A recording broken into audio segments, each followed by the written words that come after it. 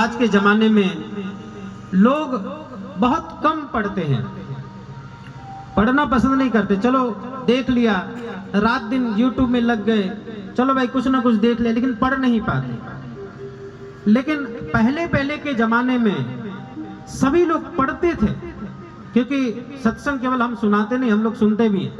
कोई भी व्यक्ति सुना ले, उन्हें सुनना चाहिए। तो मुझे वो विचार मेरे दिमाग में बैठा।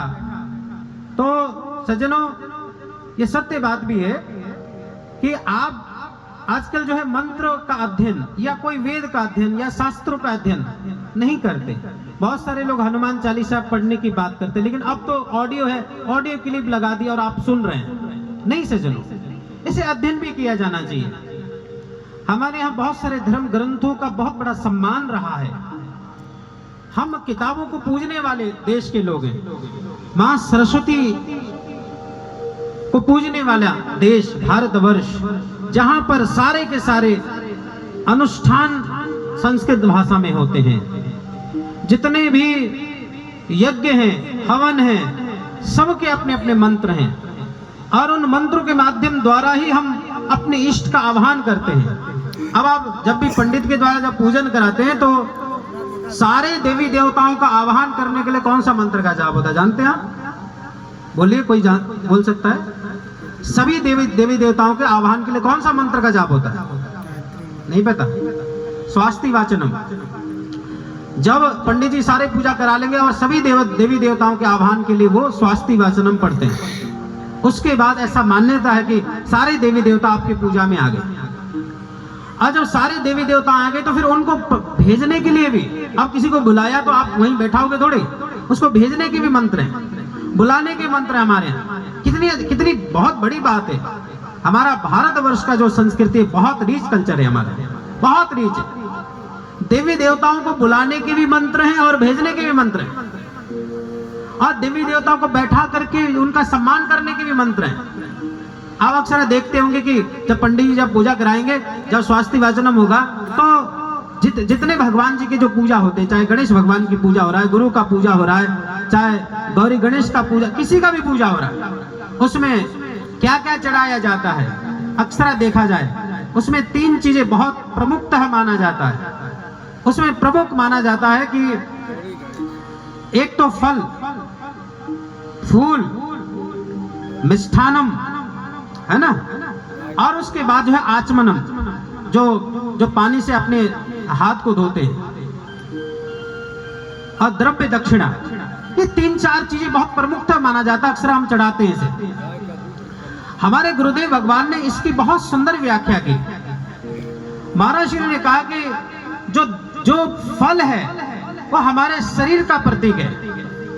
फूल सुमन कहते हैं इसे, माने सुंदर मन का प्रतीक है। द्रव्य मतलब क्या है? ये जो है ईगो माने अहंकार का प्रतीक है। जब मनुष्य का जीवन में शरीर समर्पित हो गया और मन समर्पित हो गया, और मन को ही चलाने वाला अहंकार भी समर्पित हो गया, अब वो हमारा संपूर्ण जो भाव है वो भगवान का हो गया, अर्थात इष्ट का हो गया। तो जब हम सब कुछ इष्ट को समर्पित कर देते कि अब तू ही हमारा है, तो वो इष्ट आपको आशीर्वाद देते हैं। इसलिए हमारे धर्मों में पूजा पद्धति की गई है, और हमारे दिव्य ज्योति वेद मंदिर के माध्यम से ये कहा गया है कि जो लोग शुद्ध मंत्रोच्चारण, चाहे स्वास्ति वाचनम हो, चाहे कोई भी देवी देवता का पूजा हो, ये सारे के सारे पूजा पद्धति में जो मंत्र उच्चारण हो रहे हैं वो शुद्ध विशुद्ध उच्चारण होते हैं। तो सारे के सारे देवी देवता आपको दर्शन देने के लिए आते हैं। जब उनका पूजा होता है तो आपको आशीष देते हैं, आपका मंगल कामना होता है। ये हमारे रिसर्च बताते हैं। इसलिए सज्जनों, मंत्र एक अपने आप में विज्ञान है। मंत्र का अर्थ क्या होता है? मन को नियंत्रण करने वाली शक्ति। और यदि आपका मन जो बहुत वेगवान तरीके से भाग रहा है, इस दुनिया में सबसे ज्यादा भागने वाला मन ही है। प्रकाश सबसे ज्यादा भागने वाला हिस्सा है, लेकिन उससे भी ज्यादा भागने वाला हमारा मन है, और मन को नियंत्रित करने वाली शक्ति मंत्र है। इसलिए मंत्र के साथ हमेशा जुड़े रहना चाहिए। और मंत्र भी एक तो गुणवाचक मंत्र हैं जो शब्दों से बोले जाते हैं, और एक आंतरिक मंत्र है जिसके विषय में हमारे महापुरुषों ने कहा कि शब्द धरती, शब्द आकाश, शब्द शब्द भया प्रकाश। जो शब्द है, जो तरंग है, आपके श्वासों में है। महामंत्र जो जपत महेशु, काशी मुक्ति हेतु उपदेशु। जिस महामंत्र का जाप भगवान शिव भी करते हैं, भगवान भोलेनाथ भी करते हैं, वह महामंत्र जब गुरु आपके श्वासों में दीक्षा के माध्यम द्वारा प्रकट करते हैं तो वास्तव में हमारा मन हमारे कब्जे में आता है। नहीं तो मन विखंडित रहता है, मन चलायमान रहता है। इसलिए हमारे धर्म शास्त्रों में उस अव्यक्त नाम का वर्णन है। श्रीमद् भागवत गीता देखिए, उसमें ये लिखा है, अव्यक्तो अक्षर इत्युक्तस्तमः प्रमाम गतिम यम प्राप्य निवर्तन्ते तद्धाम परमम मम।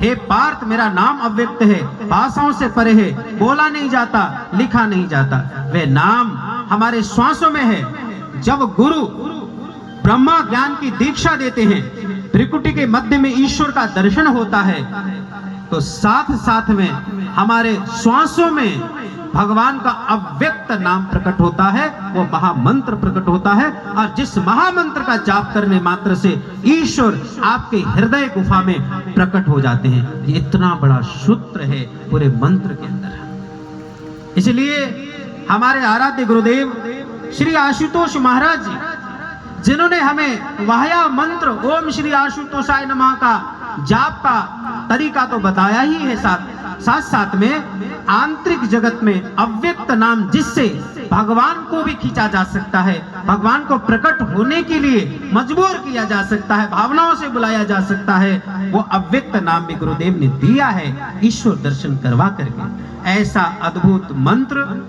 ऐसा अद्भुत ज्ञान हमारे गुरु भगवान देते हैं। इसलिए हम भाग्यशाली हैं, इसलिए हम परम सौभाग्यशाली हैं, इसलिए हम ऐसे गुरु के शिष्य हैं। सज्जनों, ये समय, ये भाव, ये तरंगे हर बार नहीं मिलेंगे आपको। ये गुरुदेव की कृपा है। हमने पहले भी कहा था कि आदरणीय स्वामी जी को ये कार्यक्रम के विषय में अनुभव हुए, ऐसा ऐसा करना है, तो ये कार्यक्रम का डिजाइन बना है। इसका मतलब उनकी इच्छा है इस कार्यक्रम के लिए, इसलिए इतना दिव्य वातावरण भी बन रहा है। शुरू से कारुणिक भजन हो रहे हैं, आप इमोशनल हो रहे हैं, इसीलिए ये कार्यक्रम इतना अच्छा, इतना दिव्य तरंगित हो रहा है, क्योंकि उनकी इच्छा है। और उनकी इच्छा जब होती है तो साक्षात उनकी कृपा की भी वर्षा होती है। आइए भजनों की श्रृंखला में हम आगे बढ़े। गुरु भाई संतोष जी से आग्रह कर रहे हैं।